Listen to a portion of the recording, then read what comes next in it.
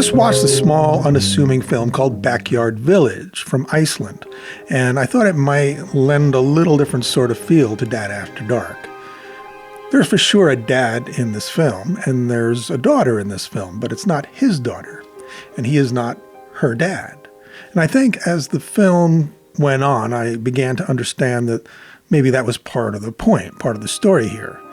Something about the trailer for this movie grabbed me when I came across it, but I swiped away, and a few minutes later, that same something made me go and find it again. As I said, it's an Icelandic film, which is a culture I don't really know, and the look of it seems sparse, the landscape cool and unaccommodating. But very obviously it was about people, just a very few people from the look of the trailer, and I just felt like maybe it was something like a Jim Jarmusch type of film, exploring connections between a limited cast of characters. The backyard village at hand is a sort of bungalow colony in miniature, a collection of small guest houses for tourists on a plot of land behind the owner's home, forming a backyard village. At the start of the film, we meet Brynja, a young woman who's peeled away from a walking tour, obviously avoiding something, some part of her life which this momentary anonymity as a tourist is helping her to achieve. She takes a cabin in the backyard village, and before long her peace is disturbed by Mark, another guest, and he's also alone. It's cordial, funny, trying a little too hard to connect maybe, but also a bit depressed perhaps. These are two people deep in some self-therapy maybe, some self-healing moment in their lives, trying to stay connected while also obviously a bit wounded. And it's really the great acting by these two main characters that brought this all across. It's really some subtle, effective work that is the magic behind this movie. And this is not a love story either, before you think that, which only makes it harder because there are none of those tropes to fall back on. These characters hold your attention just through dialogue and reaction. And maybe the budget was tiny too, I imagine. For instance, Mark asks Brynja to come eat dinner since he's made food enough for two, and she arrives, and within minutes of his polite questioning of her, she tells him two interesting things. First, she's from here, which throws him for a loop since she's hiding out in a guest cottage. And on top of that, the local cuisine that he's trying to mimic for a fellow tourist is now being sampled by a native, not just a native, but Brynja turns out to be a chef. The second thing she lets out, though, sort of surpasses all that, and that is she blurts out that she's dead. And she doesn't know why she said it. She's not a ghost. It's not that type of movie with a twist like that. She has a chance to relate to someone, how she truly feels inside, and it's low stakes. It's a stranger she just met and may not see again. So she's 100% honest. She just is at a time in her life where she feels dead inside. So she says it. This strikes a nerve in Mark, also a wounded soul, and the two take a liking to each other. They talk, smoke, hang out in a hot tub, but the next day they take a drive to some GPS coordinates that Mark has scribbled down. And this actually felt more like maybe an early movie by Wim Wenders at times. The way it just breathes with the characters, takes its time, but is never boring because the interactions are fascinating. Now they arrive at the remote coordinates.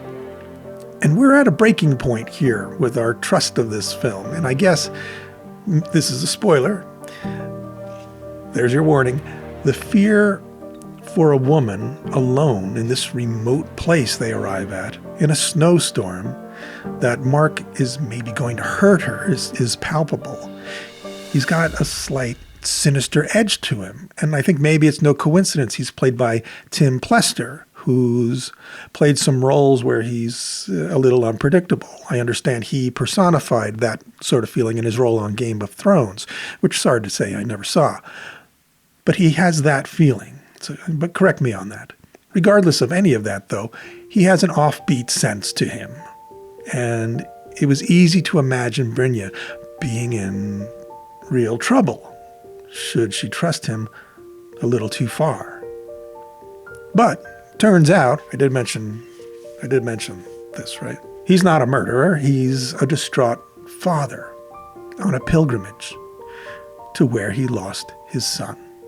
Now, the movie lightens up for a little while once all of that tension breaks and we realize Mark is probably a good guy, at least for a while. And Brynja and Mark goof around, and they pose as characters to get an interview with a famous local comedian on a purely false pretense, underscoring the movie's preoccupation with role-playing. What makes you actually you, or what you say you are? What makes you someone's dad, someone's daughter? Now, the winter of this film is almost over, we get the sense, and spring is coming. And these are characters who seem ready to molt from their past identities, move on from a former self, or maybe not make it. And we don't know which it's going to be for each of them yet. There's been an undertone of tragedy, of Mark's son choosing his fate, for instance. And then there's a fair amount of pain and suffering under the surface for both of them. But for now, there's some fun and games. There's some vacation from the heaviness of their lives that they each bring to each other in this sort of emotional rebirth that they're starting to feel. During their hijinks, though, Brynja gets a phone call that slams her back to reality. It's her sister talking about their mother. Her mother, we gather, is on her way. Where is she? Where's Brynja? And will Brynja talk to their mother before their mother has to leave again? We're getting little details and drips and drabs about a rift in the family. And now we have the central story, and it's revealed slowly, sometimes through more role play. Mark barges in at one point while the mother's visiting, pretends to want to kidnap them all and lock them up until they resolve their differences. From his perspective with his son especially, what could be more important between parent and child? And the limits of these roles each plays for the other is tested eventually when Mark goes missing the next day. The clues point to him returning to the site of his son's last moments. And will anybody care enough about this? Essentially about this stranger they've only known for a handful of hours. Will anyone check in on him? And if he's about to do something stupid, try to stop him. Who is your parent in the moment when you need one? The movie seems to support the idea that it's whoever puts aside their own dramas, their own hurt, to help you for a moment with yours, to understand you. Through role play, as Brynja and her sister provide imaginary voiceover between Mark and their mom, who they've sent out to mother Mark in a moment of his weakness, because he needs mothering right now, even from a stranger, if that's what it takes, their voices turn from comic to tragic in an instant. And we finally hear Brynja's backstory, and it's fascinating. So this is the big spoiler, the spoiler of spoilers. Although it's kind of in the blurb for the film, so I don't know how much of a spoiler it is. Mom abandoned them, the two sisters, when they were little. Now, abandon is a big word. But is she the monster that Brynja has cast her as? And is their father, who they feel is a saint, as innocent as they believed him to be? And questioning her own identity, her own place in her life right now, questioning her own strength, can she actually judge their mom by a higher standard than she's willing to judge herself, who is also about to abandon her own identity? Or is it time to understand the roles that we all play for one another? Maybe it's time for forgiveness for ourselves and everyone else. The movie's about the impossibility of some of the roles we set ourselves up for in life, in particular the role of a parent, but all roles. where others depend on us. It is impossible to be a perfect parent, maybe even to be a good parent. I've said that many times, only partially in jest. But that doesn't negate the need to always try. These characters become parents to each other, each at different moments. They grant perspective when it's needed, bolster with love or understanding, or even, as we said, forgiveness. Sometimes forgiveness for things that they weren't even there for, but understand anyway, just through their human connection.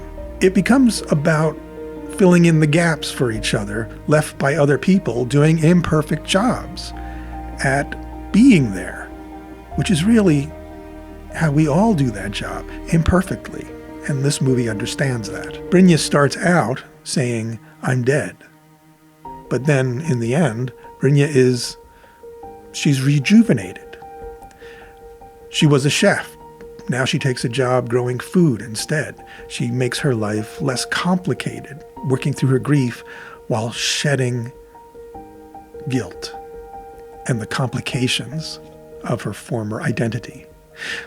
This is about allowing your life to be less complicated, by allowing for less complication, less guilt in the end.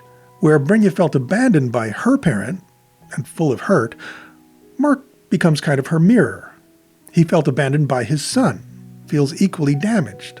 They each provide a perspective on the other's pain and an avenue toward the forgiveness and healing that they need. It's really a wonderful film, and a subtle and entertaining and well-acted film about identity, forgiveness in all of its forms, including self-forgiveness, and especially in this parenting racket. A little forgiveness can go a long way. I did want to mention that the director's name, these are all Icelandic names, so have a little forgiveness in your hearts. Marteinn Thorsson, not spelled like I would spell Thorson, but that's what I've heard. And Laufey Elíasdóttir is plays Brynja. And there's a moment in this film where we first meet the mom, and it's a stroke almost of genius to meet her in a close-up, because we've been looking at Laufey Elíasdóttir, Brynja, all this time, and we're very familiar with her face now. And then we see Mom, played by Sóley Elíasdóttir. I think they actually got the actress's mom to play her mom. And when you see her face, for a minute you're like, that's her. That's her in the future. This is a movie doubly about forgiving yourself. And it's just a beautiful moment. So Tim Plester, also a little more, he's like the headliner here, even though I wasn't very aware of him until I looked into the movie a little bit and saw his filmography. He's the one that you'll recognize. Thank you to our monthly supporters and members scrolling on the screen right now. We have a one-time supporter on Buy Me a Coffee, who is Anita Winter. Thank you to the moon and back. I really appreciate you taking the time to support the channel in that way. And thank you to all of our monthly supporters as well, and our members especially. Thank you so much. But even if you're not a member, even if you don't buy us a coffee, I appreciate everyone who tunes in, watches a video, leave a like, and subscribe. That's plenty of support, and that's all free. I appreciate you, and I'll see you next time. And they each provide a perspective on the other's pain. Fire weather, sure, yeah. Smoke up, Johnny.